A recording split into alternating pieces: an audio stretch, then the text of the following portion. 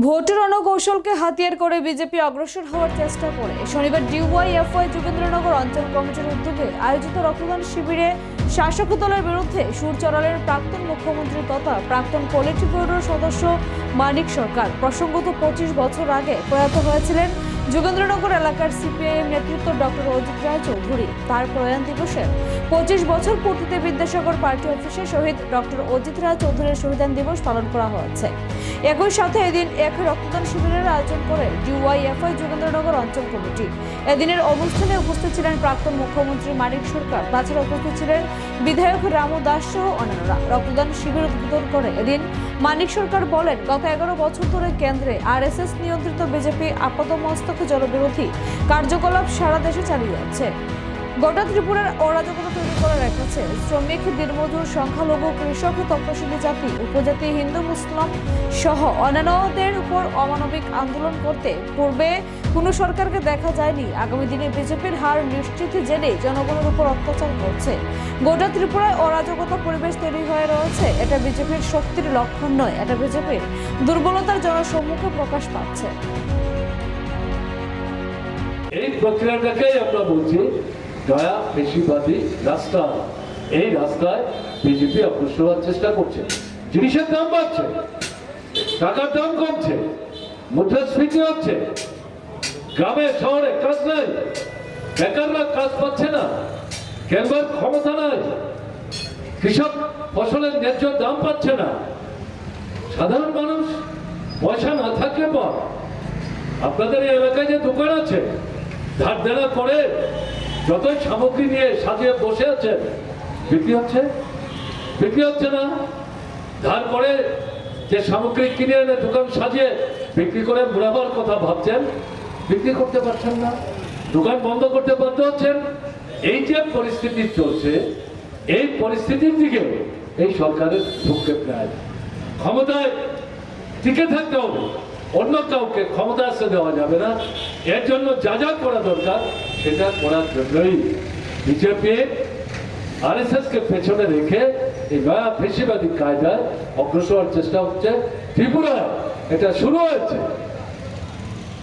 18 বিধানসভা নির্বাচনের পর থেকে। এই সময় যতগুলো ভোট হয়েছে আমি আপনাদের সামনে উপস্থিত করার চেষ্টা করলাম, কিন্তু মনে রাখতে হবে অত্যাচারীরা ইতিহাস লেখেন অত্যাচারের বিরুদ্ধে, ব্যভিচারের বিরুদ্ধে, অন্যায়ের বিরুদ্ধে যারা লড়াই করেন সেই লড়াকু মানুষ। ইএমএস নামন্ত্রীবাদের সরকার ভেঙে দিয়েছিল জওহরলাল নেহরু। কেন? তিনি দাবি তুলেছিলেন বেআইনি জমি যাদের হাতে আছে সেই জমি উদ্ধার করো, ভূমিহীনদের মধ্যে বন্টন করো, পঞ্চায়েতের হাতে ক্ষমতা দাও, নির্বাচনের মাধ্যমে মানুষ পঞ্চায়েত তৈরি করো। শুধু কয়েকজন মন্ত্রী সরকার চালাবে না, গ্রামের সরকার তৈরি করে দাও এই পঞ্চায়েতের মাধ্যমে। জওহরলাল নেহরু ভয় পেয়ে গেলেন। এ তো শুধু কেরালার দাবি না, এমএস এর তোলাই স্লোগান তো সারা ভারতবর্ষের মানুষ আকর্ষণ করতে শুরু করেছে। ইন্দিরা গান্ধী তখন কংগ্রেস দলের সভানেত্রী বাপ বেটিতে মিলে কেরালাকে কমিউনিস্টের হাত থেকে উদ্ধার করতে হবে এই সরকারের বিরুদ্ধে ষড়যন্ত্র করে সরকার ভাঙলে। কিন্তু ইউএমএসকে বা বামপন্থীদেরকে কেরালায় সরকারে আসা চিরস্থায়ীভাবে বন্ধ করতে পারেনি।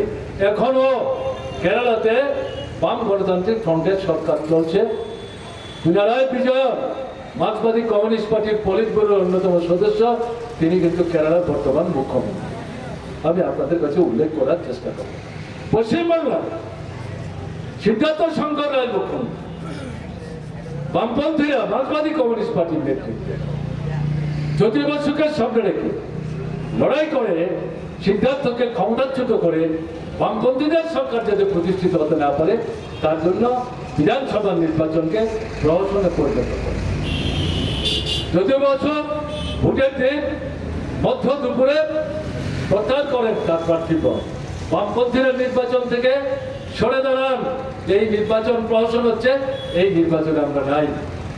লড়াই পরবর্তী সময়ে বিধানসভা বয়কট করে এই সিদ্ধার্থ শঙ্কর রায় সরকারকে উচ্ছেদ করার জন্য। আলটিমেটলি এই সিদ্ধার্থ শঙ্কর রায়ের সরকার পরাস্ত হয়। যদিও বসুর নেতৃত্বে বামফ্রন্ট সরকার পশ্চিমবাংলায় 1977 সালে প্রতিষ্ঠিত হয়, যেটা গোটা ভারতবর্ষের সামনে নতুন পথের হিসাবে। আমি ত্রিপুরার কথা উল্লেখ করলাম, প্রথমে উল্লেখ করার চেষ্টা করলাম। আজ এই ঘটনাগুলো মাথায় রেখে শুধু যোগেন্দ্রনগরের মানুষের কথা বলছে, সারা ত্রিপুরার মানুষের দৃষ্টি আকর্ষণ করে বলবার চেষ্টা করছে। আরএসএস নিয়ন্ত্রিত বিজেপি নয়া ফেসিবাদী কায়দায় গণতন্ত্র ধ্বংস করে তারা যেভাবে ক্ষমতায় টিকে থাকবার চেষ্টা করছে, এটা দীর্ঘস্থায়ী রাখা সম্ভব না। কিন্তু আপনাকে তাদেরকে সরকার থেকে হটে যেতে হবে, এটা মনে করলে ভুল হবে। লড়াই লড়াই গণতন্ত্র পুনরুদ্ধারের জন্য, স্বাধীন ভোটাধিকারের জন্য, সংবিধান রক্ষার জন্য, ধর্ম বর্ণ সম্প্রদায় নির্বিশেষে মানুষের একতার জন্য, অন্যদিকে খাদ্য বস্ত্র বাসস্থান শিক্ষা স্বাস্থ্য কাজ, এই যে দাবি, এই দাবিতে যে লড়াই, এই লড়াই আমাদের কিন্তু জারি রাখতে হবে।